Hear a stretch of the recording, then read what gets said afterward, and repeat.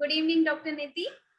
And we welcome everyone to another interesting seminar series of our precision oncology webinars. And today we have one of the most senior consultants in medical oncology, Dr. Niti Rezada.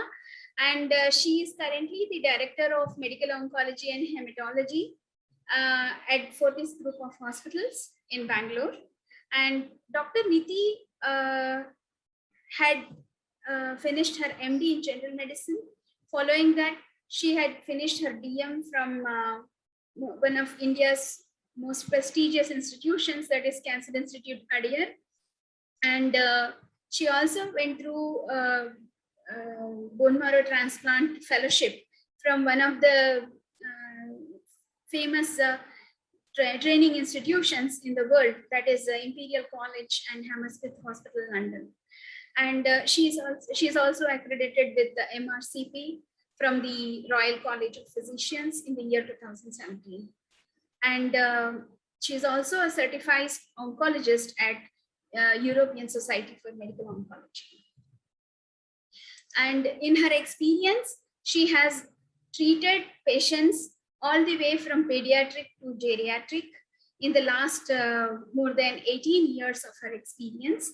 And she has also been part of active clinical research that included phase 1 to phase 4 clinical trials across all ages.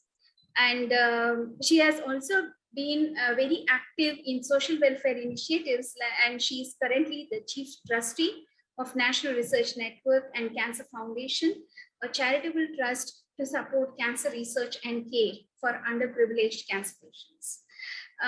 She has won prestigious awards from India's president in the year 1998 for her academic credentials. And so without taking much time, I would like to pass on the podium to Dr. Niti to take over for today's seminar. She is going to speak to us on the role of FGFR in the clinical management of solid tumors and targeted therapy. We welcome you, Dr. Niti, once again. Thank you. Thanks so much, Vidya. Appreciate the long introduction. Thanks for Base Care for inviting me today and giving me this platform. It's a very interesting topic which I have been given to talk about. We have therapeutic targets, but we don't have drugs currently available in our country. But yes, we can source them through methods of import and the drug suppliers which actually source foreign drugs. And we all need to explore more and learn more about it. So can you see my screen? Yes. So the topic is therapeutic implications of FGFR in targeted therapy in solid tumors. And what is FGFR? So fibroblast growth factor is actually a family of proteins which are secreted from the cells. And if I have to use in very common language, I must say that this is the pathway which is involved in wound healing. So when it is wound healing, it means it's involved in cell proliferation and cell growth. And this has been, FGFR function has been proved from organisms starting from worms to human beings. And it is a protein with high affinity and has tyrosine kinase receptors. We use these receptors in multiple drug targets, including lung cancer to start with, and head and neck cancer, stomach cancer, and all over the body. But now we have newer targets which specifically target FGFR and newer drugs centered around it. And the disease sites which did not have multiple drugs available, like urothelial malignancies and cholangiocarcinomas and stomach cancer, these are also the areas where we have been able to target because of this new receptor. So basically talking about FGF and FGFR receptor pathway, well, to start with, FGF has 3 extracellular domains and a transmembrane domain. So what it does is, it's actually extracellular domain is almost like an immunoglobulin molecule, which any signal which probably sets the motion in target, causes phosphorylation and internalization biotyrosine kinase pathway, which intracellularly binds to two proteins, that is GRB2 and SOS protein. These in turn causes the phosphorylation and signaling by RAF, MAP kinase pathway, which activates a nuclear receptor and causes cell transcription, intranuclear transcription. And what does this gene transcription does? It causes neoangiogenesis, cell proliferation, and cell survival. And these are all the three mechanisms which promotes carcinogenesis. So we divide FGFR into subfamily starting from FGF1, FGF4, 7, 8, 9, 15, and 19, which have cofactors in the form of heparin and heparin sulfate. And then, of course, two important FGFR receptors. And these four receptors are FGFR 1, 2, 3, and 4. And all these four have sub-receptors. And all these belong to the receptor tyrosine kinase family. Now, what we have found out is that all these four receptors can be detected either by IHC method or by PCR method or by next-gen sequencing or FISH. So PCR and FISH uses protein, IHC uses protein expression, and next-gen sequencing obviously uses DNA targets. What are the genetic alteration in all of this? It could be either point mutation. Most commonly is gene amplification noted. And there is activating mutations and gene fusion. So these are the four types of FGFR pathway dysregulation which are noted.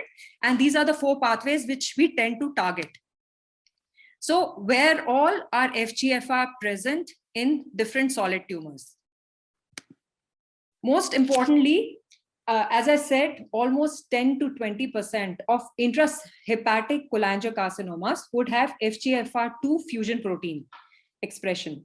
Also, otherwise, we know that almost 50% of non-small cell lung cancer would have one or the other form of target. 25% would have PD-1 or PD-L1 target. And the rest of the 25 to 30% could have either an EGFR, ALK, ROS, MET, RET. But another 20%, which could be overlapping, could have FGFR1 amplification. And another 4% could have FGFR2 mutation seen. Urothelial malignancy can have almost 60% expression of FGFR3 mutations. And this is more common in earlier stages or non-muscle invasive, but it is about 20% in muscle invasive urothelial cancer. FGFR expression is also noted in breast cancer, endometrial cancer, and cervical cancer. So these are some of the genetic alterations in different cancers. And as I said, even one malignancy could have expression in the form of amplification, mutation, and rearrangement. So taking one important example, that is urothelial malignancy, an important part of them would be FGFR mutations, but some of them could actually be FGFR amplification and some could be rearrangement. Actually, I see some hands raised. Can we take the question answers in the last? Yes, Nidhi, we will take the answers at the end. Okay, thanks. Question answer session, we will do it at the end. Yeah. So this was one of the examples in urothelial cancer. When we talk about breast cancer, almost 18 to 20% are only FGFR amplification. And then again, endometrial cancer, we would have most common FGFR mutations. And therefore, the drugs are devised around one of the pathways. So to tell the summary of all the genetic alteration, breast, gastric, and lung cancer would mostly have gene amplification. Gene fusion of type 2 would be noticed in bladder cancer, cholangiocarcinoma, glioblastoma, and lung. And this is the area where we actually have drug targets right now available. So this was actually the path which the drug discovery took from phase 1 to phase 3 and currently approval. And it starts with non-selective FGFR tyrosine kinase inhibitors. I'll be discussing about them briefly in the next slide. Then to the next journey of selective FGFR tyrosine kinase inhibitor, then selective genomic enriched tyrosine kinase inhibitor.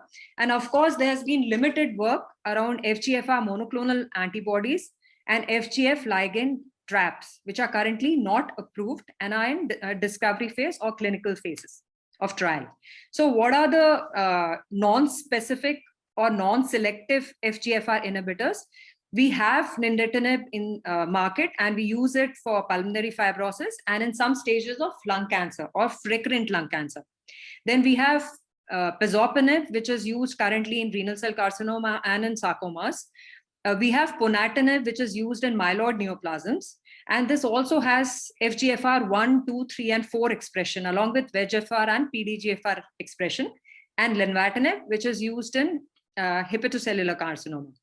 Then we have selective and reversible and irreversible pan-FGFR inhibition. And these drugs are currently in way, but the third generation ones are ultra-selective FGFR inhibitors. Putting all these together, at this juncture, we have 2 drugs which are available in the market. One is FGFR2 receptor specific inhibitor, that is pemigatinib. And this drug is available for advanced cholangiocarcinoma. The results of FIGHT 202 clinical trial established its role. And the second drug which is approved is based on FGFR3 fusion proteins, which is known as erdafitinib, which was established in urothelial malignancy in the second line setting after the BCL2 2001 study.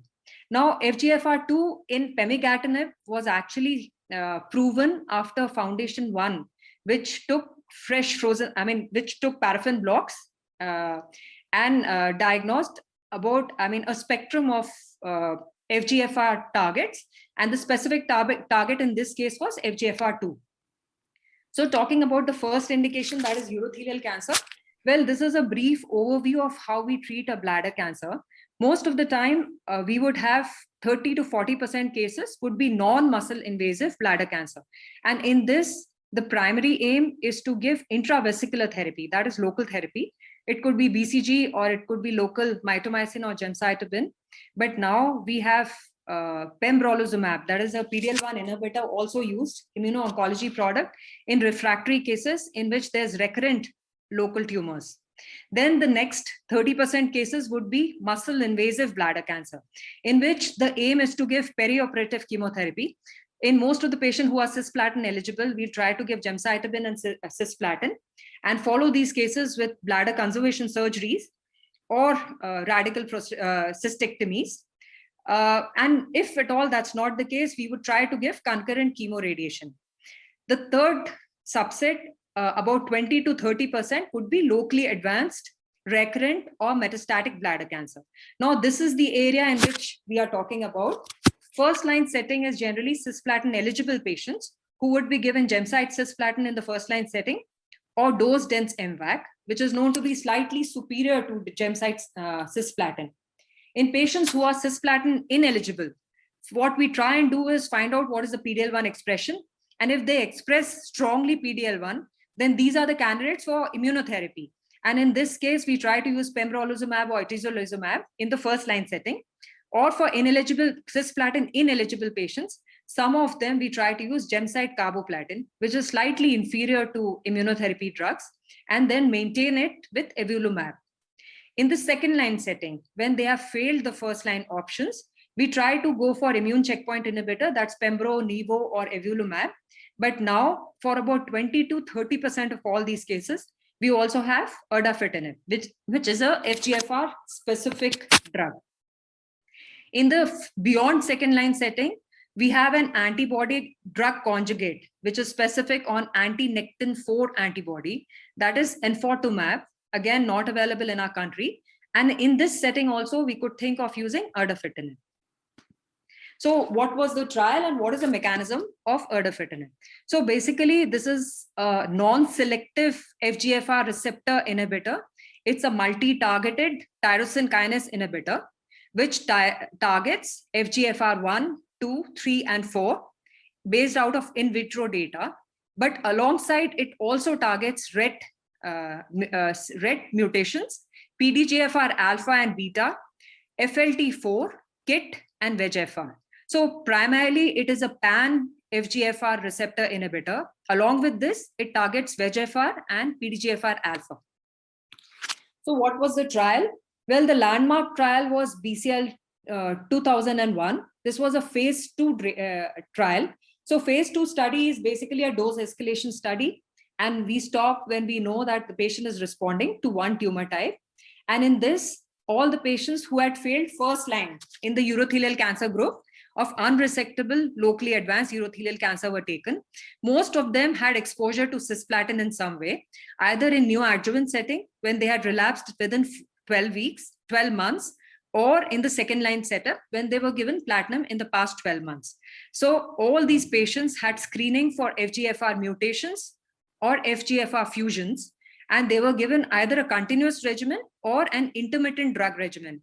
So erdafitinib is an oral tablet which is given either as 10 milligram with 1 week on, 1 week off mechanism, or it was given as 6 milligram continuous dosing.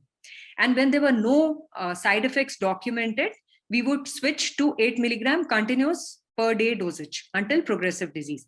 As it was a phase 2 study, the primary endpoint was overall response rate. However, the secondary endpoints were PFS and overall survival. And as per these study, both PFS and overall survival data showed significant benefit in terms of PFS, which was 5.5 months as compared to placebo, and 11.3 months as compared to historical control overall survival data in favor of erdafitinib arm. What were the common side effects? Since it was a pan FGFR inhibitor, but at the same time, it also acted on PDGFR receptors and VEGFR. So it had some non-specific signaling pathway inhibitor adverse effect and some very specific adverse events. So non-specific adverse events included fatigue, anorexia, and pyrexia. There was diarrhea as a GI side effect. There was muscle pain and bone pains, arthralgias and myalgias noted. Some small percentage of patients had liver toxicity, but patients who had VEGFR effect showed hypertension, proteinuria, thrombotic microangiopathy, and hypothyroidism.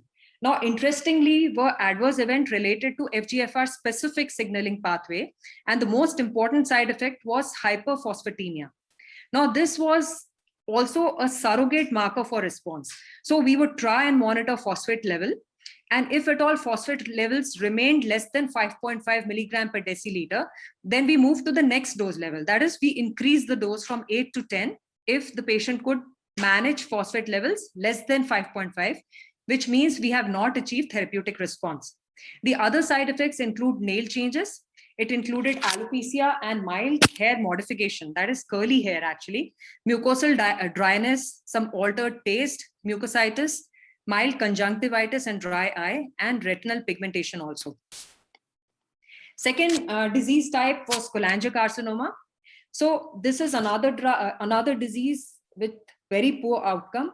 Almost 60 to 70% of these patients would present at metastatic disease or unresectable cholangiocarcinoma at presentation. And all these patients have dismal prognosis. We have been trying to look for targets. And what we have found is that almost 20% of these patients will express IDH1, and another 20% would express FGFR2 mutations and fusion. So there were drugs designed around this, and initial was use of non-specific FGFR targeted drugs. But at this time, we have specific drugs which are specifically used for FGFR2 targets and also have approval for cholangiocarcinoma. And this approval was granted 14 months back, April of 2020, when pemigatinib was given an orphan drug status and used for second-line cholangiocarcinoma when FGFR2 rearrangement or fusions were present. So this was the landmark trial, which was known as FIGHT 202, in which patients of previously treated cholangiocarcinoma were given this targeted drug who had FGFR2 fusion proteins. There were 3 cohorts, and all the 3 cohort has had the same drug dose, that is 13.5 milligram given every day in a 21-day cycle. And the cohort A was a group in which FGFR2 fusion proteins were noted. The other cohort, that is cohort B, was FGFR or FGF genetic alteration other than fusion. And the third group was the group in which there was no genetic alteration noted. Most of these patients had received platinum in the first line setting. So these were the results in which there was median progression-free survival advantage and median overall survival advantage when there were fusion or rearrangement on FGFR2 noted. The third drug And of course, a drug to watch is futibatinib. This again has been granted FDA approval for breakthrough therapy recently in April of 2021. At this juncture, not available for clinical use. And yes, this is just a beginning. And we have several drugs, several non-specific drugs and specific drugs, many of them who have to complete their journey.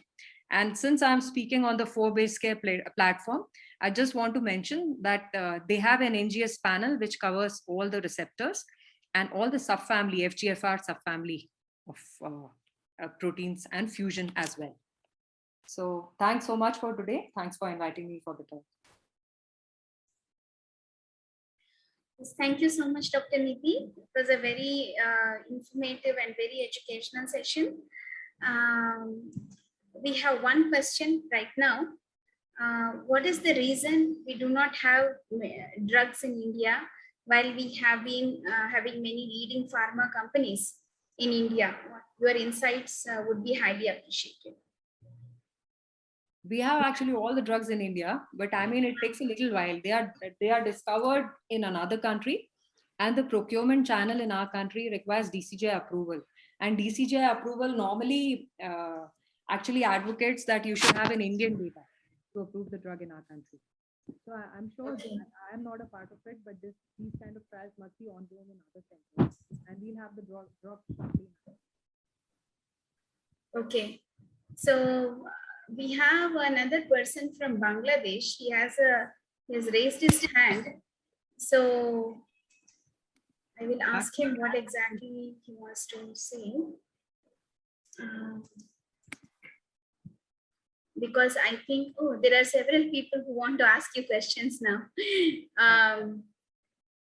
Let me see how they are not. Yes. Can we detect FGFR amplifications using NGS?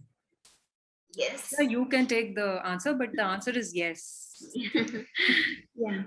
Ma'am, which are the genes generally FGFR shows fusion with? So there are spectrum of disease it shows fusion with. I was trying to show a slide of that also, but most of them, and quite a few of them are actually tested at 4-base care also, along with other things. You can't see my presentation anymore, no, Vidya? No, you have to again share the screen to show the presentation. So there you have a slide. Yeah, the multiple fusion proteins, almost about 20 of them. And Vidya, would you want to illustrate them? So essentially, when we say FGFR fusions, what I understand with what we have learned so far from the literature on FGFR fusion documentation is FGFR has a kinase domain that gets triggered when there is a fusion as a biological event. The fusion partner can be multiple. The idea is the kinase domain should get into an autophosphorylation mode that in turn triggers the signaling of the FGFR downstream. So the idea of doing, unlike fish, if you look at NGS, you have an opportunity to see who is the interacting partner. So today we might have a bunch of partners which are being documented in literature, but that does not stop us from finding a new FGFR fusion in a patient tomorrow, because the concept here is who is the interacting partner does play a role, but the main biological mechanism is because of the kinase of FGFR. So that needs to be integral in order that it can go into an autophosphorylation mode. So I hope this answers the question. Beyond what Dr. Nidhi had explained about the clinically relevant gene fusions. In general, what is the size of FGFR gene and how many exons? So can you just add to that the question? So FGFR2 actually fuses with BICC1. This is the most important fusion protein, which we actually try to see either by PCR or IHC. IHC? Okay. Yeah. NGS, we have picked one case with the same partner. Yes. in cholangiocarcinoma. Then, yeah, you want to add something more, Dr. Niti? No, so as I said, that FGFR2 has major fusion proteins and fusion molecules, and the other one is AFF3. So these are the two which actually have targetable drugs right now. Okay, fine. Right? Then, what is the size of FGFR gene and how many exons? This is very technical. We can take it. If would you like to answer, or should I take it offline? You can take Because it, yeah, so this requires some amount of understanding at the back end to look into the databases. We will get back to you offline. So, ma'am, the talk is very insightful. My question is, IDH and FGFR, are they mutually exclusive? Actually, it's quite an interesting question, but as per what I know, they are mutually exclusive, yes, at this juncture. But we have very, I mean, I think the data we have for cholangiocarcinoma and its target is very sparse, and we need to know more. So at this juncture, IDH1 and IDH2 are the two targets. IDH1 is known to express in 20% of the cases, and which are not the cases in which FGFR2 is expressed. So far. Then, in which tissue the FGFR mRNA can express? We actually, for NGS, we primarily take tissue samples, that is biopsy samples, which takes DNA and RNA. Now, we at this juncture are not doing liquid biopsies for FGFR. Again, Vidya should answer this, but both of the studies, the 3 drugs which are established at this juncture, which are FDA approved, use tissue samples. So they were paraffin embedded tissue samples. I also feel that tissue samples are ideal. Liquid biopsies, we are not there yet to confidently detect fusions. Only at DNA alterations are okay, but gene fusions are a big challenge. We do not, the diagnostic, the diagnostic strength of cfDNA based assessment for fusions is far low as compared to the DNA mutations. And is there any consequence of pharmacogenetics of these drugs? So do they interact with any other, I mean, I guess this is a question, something to do with just like clopidogrel or warfarin. Are these drugs having a genotype-like correlation, or they can be given to any patient? Probably that's what the question is about. Actually, I think they can ask the question directly. Can we give them, can they unmute themselves who has asked and ask the question, please? Because they are attendants, so maybe that's attendees. Yeah, there are. So the answer is no. I mean, actually, we don't know whether there are any pharmacogenetic implications right now. At least not the data we have. But drug interactions, I'm definitely sure there must be drug interaction. Again, for any tyrosine kinase inhibitor, we have to find out what are the other drugs given at the same time. And as I told, interestingly, that the efficacy of FGFR targeted drugs, at least what we have erdafitinib right now, is monitored by monitoring serum phosphate. So if the serum phosphate is increasing, you know that the drug is actually working at its expected targets. So we don't have enough pharmacogenetic data, but yes, there must be drug interactions. And by one example is that if you go back, if you have hyperphosphatemia, I'm sure there must be other reasons why the drug interactions will cause more toxicity or less efficacy of the drug. Great. So I guess Niti Rajan, you got your answer from Dr. Niti. It's very good. At least we have one biomarker which is very easily accessible to be verified in a simple biochemistry lab to understand whether the drugs are working in a positive way, right? Then another question, what is the survival rate in targeted therapy? You know, the 2 studies I showed, they actually are phase 2 data. So they are not looking at overall survival as an outcome. So secondary endpoint is overall survival. At this juncture for phase 2, we normally note only overall response rate of the drugs. And I had actually showed that the median overall survival was in the tune of 5.5 months as compared to no drug at all or as compared to any alternate drug. So we overall survival normally we should see from the time of diagnosis till the time of overall, till the time patient has survived. So we need to know more to answer that question. But on giving this drug, there is an additional advantage of several months. Okay. Are FGFR targeted agents available in India? See, I actually told you that there are two type of drugs. One are non-selective drugs and one are selective drugs. The non-selective drugs, most of them are available in our country. So when we talk about Posatinib, we don't have, but Lenvatinib is one we have. There are other drugs which are actually available, which are non-specific FGFR drugs, which we can use, but they are not recommended. So if you are doing for clinical trial, then you can take an ethics committee approval and use it. But selective FGFR drugs are currently not available in our country. Okay. So I hope Sridhar got his answer. Then is targeted therapy treatment economical for FGFR? Targeted therapies are commonly used in most of the solid cancers nowadays. Starting from head and neck to lung, to breast, to gastric cancer, pancreatic cancer, GI cancers, including colon cancer, rectal cancer. For everything, we commonly use targeted drugs. And in India, we have generics of most of them.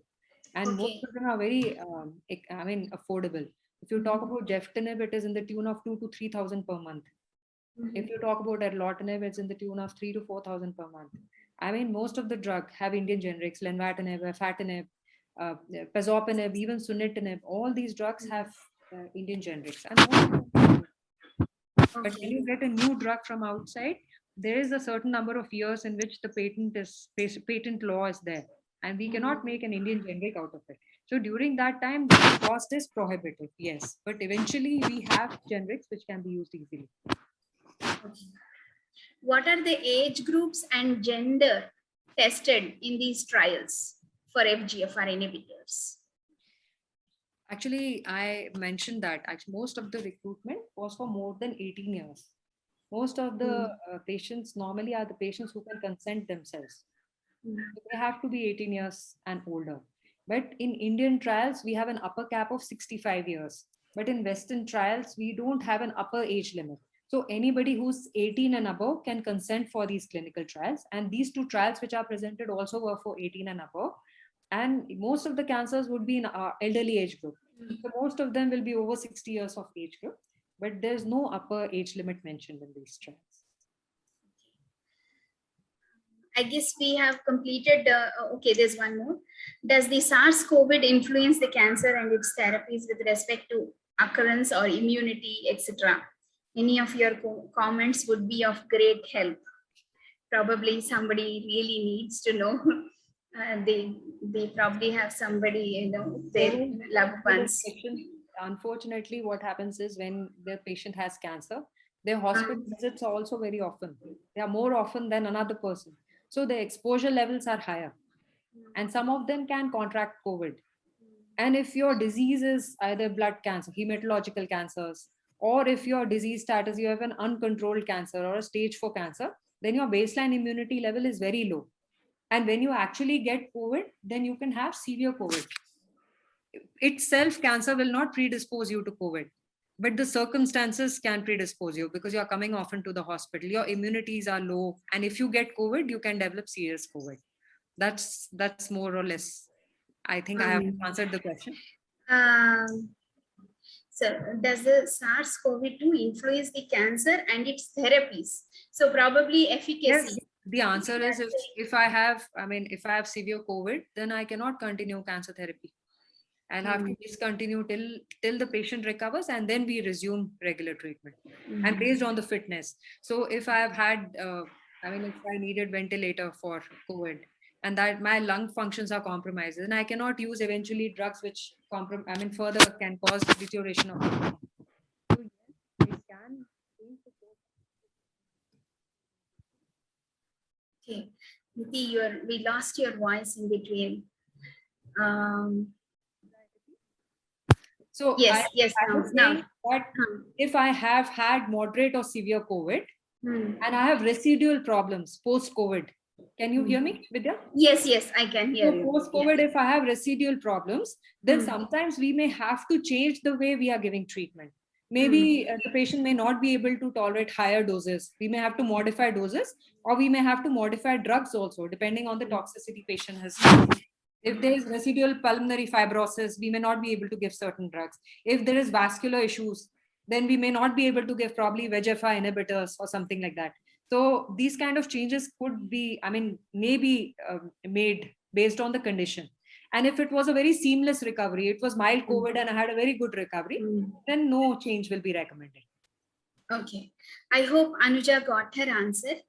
And another one is, does FGFR agents cross the blood-brain barrier? So I'm saying the data is too short, small, but I think it does not cross the blood-brain barrier. Okay. Barsha Nandi, if you have your question, can you please type in the chat window? I can see your hand raising.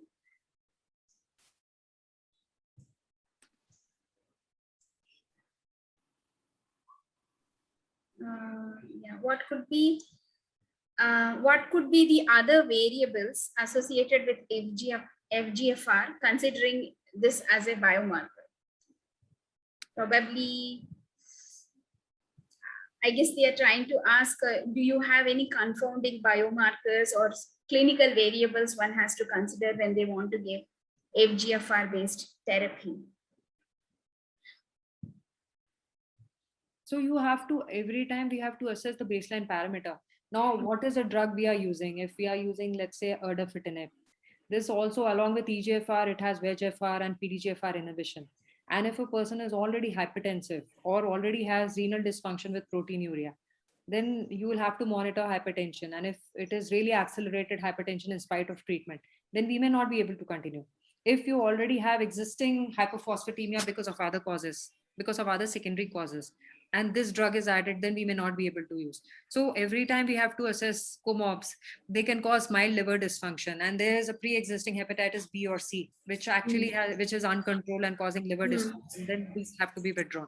So every drug we have to assess baseline parameters and see ongoing whether it's causing some unusual issues. So again, I'm repeating here. I see 3 attendees having some queries. Could you kindly type it in our chat box so that we can ask the questions to Dr. Niti?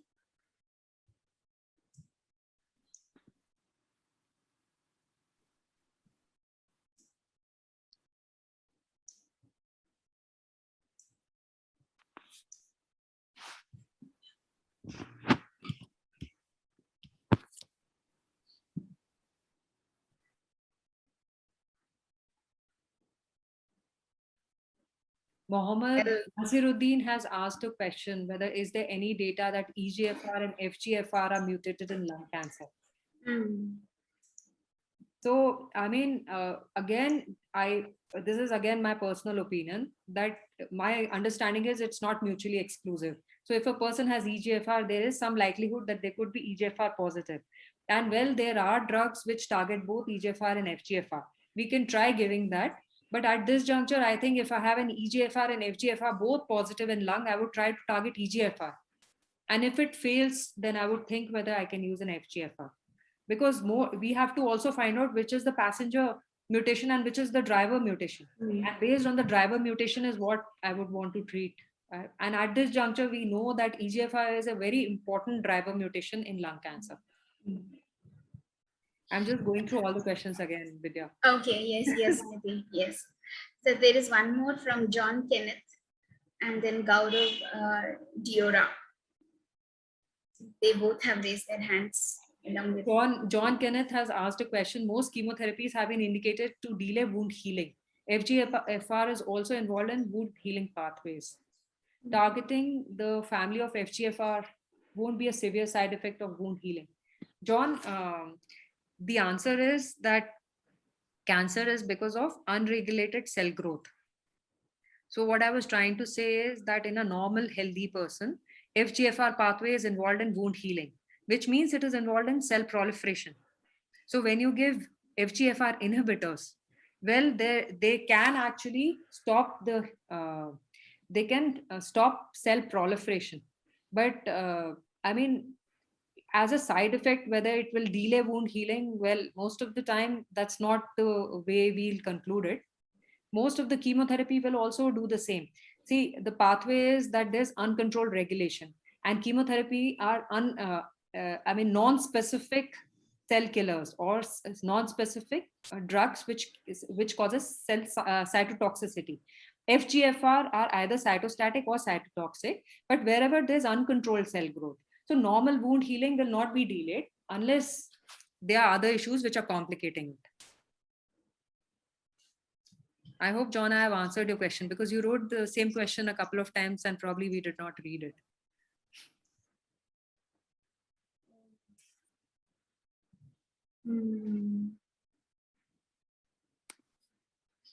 Okay. Oh, yeah.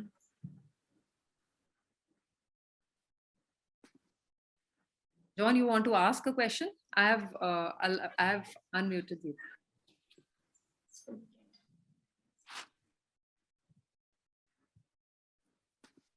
Mohammed, I have answered your question also. So there is one more question while we get that question, Niti. Yeah. How successful is pemigatinib in advanced cases of cholangiocarcinoma? There's emerging data of its usefulness. Only 20% of advanced cholangiocarcinomas would express FGFR. So on those patients, it might be useful.